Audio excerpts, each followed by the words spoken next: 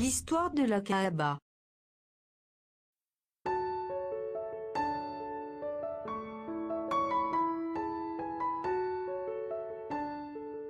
Notre histoire commence avec la ville de la Mecque. Il est dit lorsqu'Adam et Ève ont été renvoyés du paradis. Les deux ont été séparés. Ève atterrit près de la ville de la Mecque et Adam quelque part en Extrême-Orient. Après plusieurs années à se chercher l'un et l'autre, Adam parvient à trouver son chemin dans la péninsule arabique jusque-là. C'est au sommet du mont Arafat à l'extérieur de la ville de la Mecque qu'ils ont été réunis.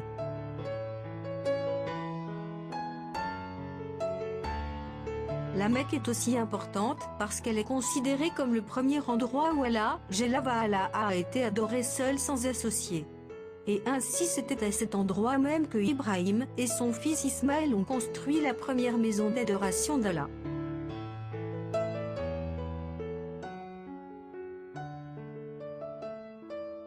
C'est en cet honneur que Allah, Jalla wa Ala, a construit une structure similaire pour les anges.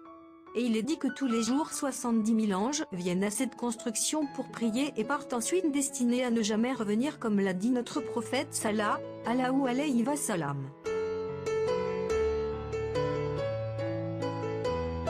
Lorsqu'Ibrahim et Ismaël ont fini la construction de la maison sacrée, il y avait encore une brique à mettre à sa place. Et ainsi Ibrahim envoyait son fils Ismaël trouver une pierre unique qui pourra mettre à cet endroit, mais Allah Jalla wa Ala a décidé que cette pierre finale destinée à être posée ne soit pas faite en matière de ce monde, mais plutôt une pierre provenant directement du cœur du paradis. L'ange Jibril, alayhi assalam, rapporta ensuite la pierre à Ibrahim, qui l'a mise en place. Il est dit lorsque la pierre descendit, elle était d'une couleur blanche pure, mais à cause des impuretés de ce monde et l'immoralité des hommes, la pierre commença doucement à se décolorer pour finalement se changer en noir.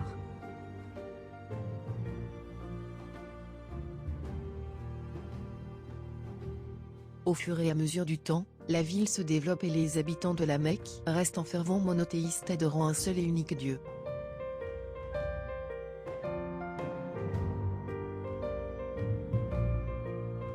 Malgré le fait que leurs voisins en Égypte et Mésopotamie et où le vent pratique le paganisme depuis des siècles. Mais tout change lorsqu'un marchand nommé Amrou ibn Ulayyi décida de mener ses affaires à l'extérieur de la Mecque. Alors, Amrou se dirigea vers le nord jusqu'à atteindre les terres du Levant. Là-haut, Amrou ibn Ulayyi témoigna pour la première fois de choses, comme l'architecture moderne, la littérature avant-gardiste et bien sûr la pratique du paganisme. Amrou était tellement impressionné par ce qu'il a vu, qu'avant de repartir il demanda s'il pouvait ramener chez lui une de ses idoles. Les gens acceptèrent, et donc Amrou prit l'idole et la plaça avec d'autres biens et marchandises dans sa caravane.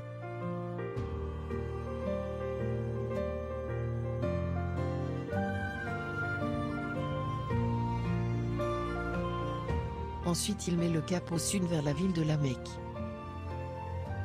Lorsqu'Amrou arriva enfin chez lui, il prit et plaça immédiatement l'idole devant la maison sacrée. Il dirigea ensuite le peuple en leur disant que ceci était désormais le Dieu qu'ils doivent adorer. Tristement ce concept a fait part à très peu ou même voire d'aucune résistance et avec le temps les gens commençaient à adorer de plus en plus d'idoles. Jusqu'à ce qu'il est dit qu'à la fin du VIe siècle plus de 360 idoles différentes entouraient la maison sacrée à la Mecque.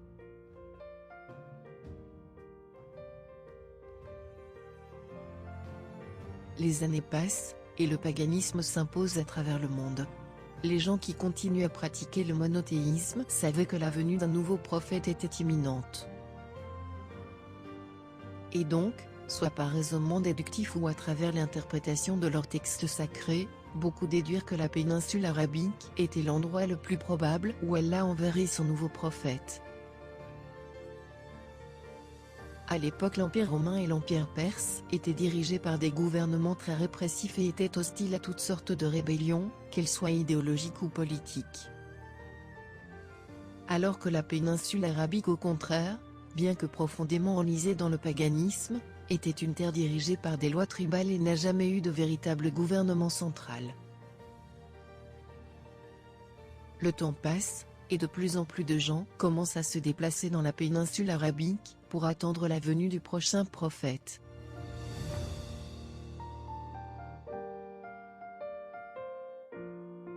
Et ainsi, sur la même terre où l'homme, pour la première fois voue un culte à son créateur et où Ibrahim construisit la première maison d'adoration d'Allah seul.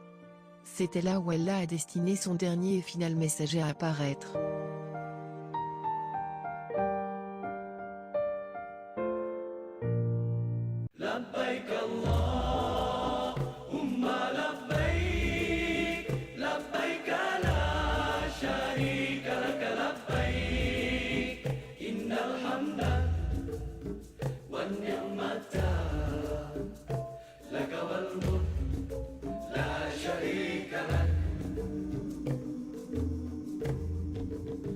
Pergi haji artinya menuju Allah yang esa, membawa hati dan diri yang hina, memberi hadiah kepada Allah, berhati-hatilah menghadapnya.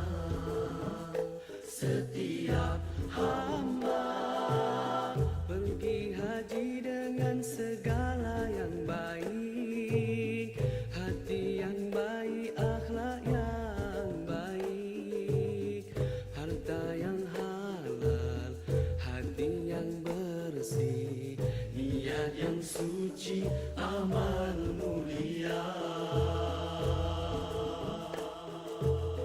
Pergi haji, ilmu tentangnya mestilah ada, agar syarat dan rukun tepat sempurna, sah dan batalnya dapat dijaga, agar amalan hajinya tidak sia-sia.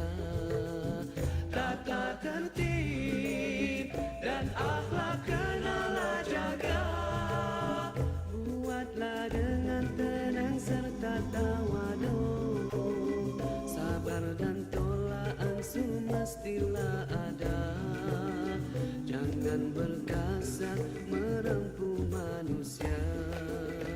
Labbaik Allahumma labbaik, labbaik la syarika lak labbaik, innal hamda wan ni'mata lak wal mulk la syarika lak.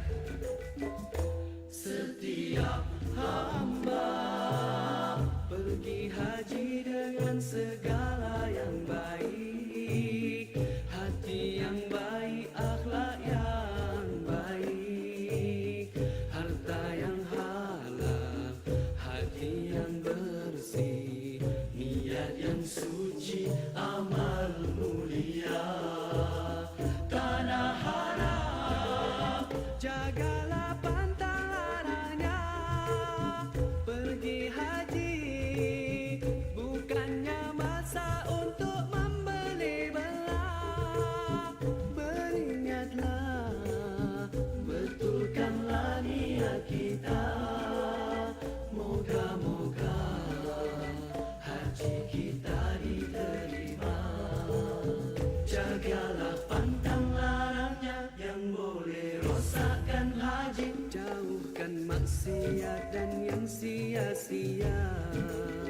Takutkan Allah yang esa, ingat selalu padanya, agar kita sentiasa memiliki jiwa hamba.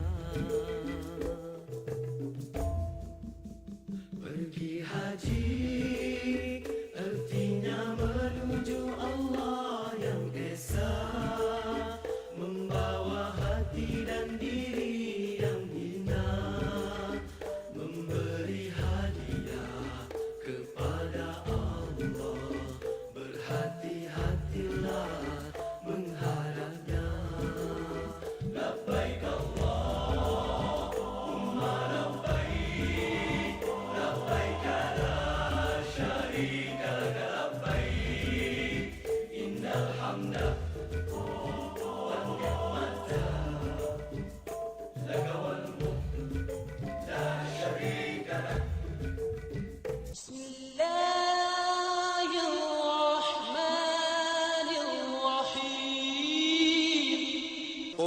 صدق الله. فاتبعوا ملة إبراهيم حنيفا وما كان من المشركين. إن أول بيت وضع للناس للذي ببكة مباركا وهدى للعالمين. فيه آيات بينات مقام إبراهيم ومن دخله كان آمنا. ولله على الناس حج البيت من استطاع إليه سبيلا ومن كفر فإن الله غني عن العالمين.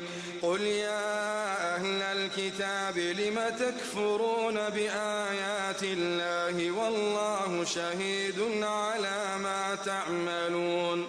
قل يا أهل الكتاب لم تصدون عن سبيل الله من آمن تبغونها عوجا وأنتم شهداء وما الله بغافل عما تعملون. يا أيها الذين آمنوا إن تطيعوا فريقا من الذين أوتوا الكتاب يردوكم بعد إيمانكم كافرين. وكيف تكفرون وأنتم تتلى عليكم آيات الله وفيكم رسوله ومن يعتصم بالله فقد هدي إلى صراط مستقيم. يا أيها الذين آمنوا اتقوا الله حق تقاته ولا تموتن إلا وأنتم مسلمون. واعتصموا بحبل الله جميعا ولا تفرقوا. واذكروا نعمة الله عليكم إذ كنتم أعداء فألف بين قلوبكم فأصبحتم بنعمته إخوانا وكنتم على شفا حفرة من النار فأنقذكم منها. كذلك يبين الله لكم آياته لعلكم تهتدون. ولتكن منكم أمة يدعون إلى الخير ويأمرون بالمعروف وينهون عن المنكر وأولئك هم المفلحون.